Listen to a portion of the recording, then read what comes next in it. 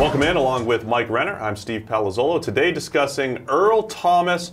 We're going to profile him. He is a free agent. So, what are potential NFL teams getting from Earl Thomas year over year? He's just the prototypical perfect free safety, and he's played in a scheme that really took advantage of his skills with his range on the back end. So what are we looking at with Earl Thomas? Yeah, to me, he's a future Hall of Famer. Only 30 years old at this point. I still think he has 3 to 4 useful years left of high-level play. It's a deep safety class, but in my opinion, Earl is at the very top of it. 90-plus grades the last 2 years, a 91.3 overall grade this past year before going down to injury. The injuries are our concern. Has had 2 injury-plagued seasons in this last 5 years here, but I still think you're getting the best free safety in the NFL, and I don't think, while he has played in that single high role for Seattle's defense in that cover 3 defense, I'm not necessarily going to pigeonhole him. I think he's good enough that he can just basically do anything you ask him to do in coverage. Yeah, that's the thing. He's perfect for what Seattle had him do because of his range of free safety, and few guys can do what he does. But if he does go to a place where he has to play more cover 2 and play half-field coverages, I mean, he's still dangerous there. Yes. If he had to play in the box a little bit, which he did at times in Seattle, he could do that as well.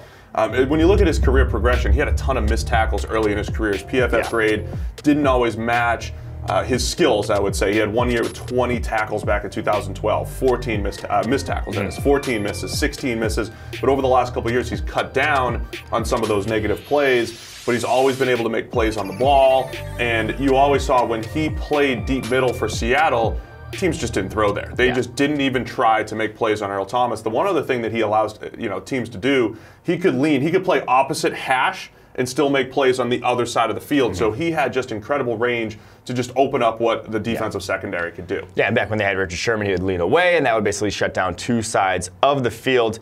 You mentioned the missed tackle problem. He didn't have a single missed tackle this past season before going down with injury. And he's a playmaker at safety who's also incredibly safe on the back end. He's not a playmaker who's going to give up big plays behind him. Over the course of his career, has allowed a passer rating of only 70 into his coverage.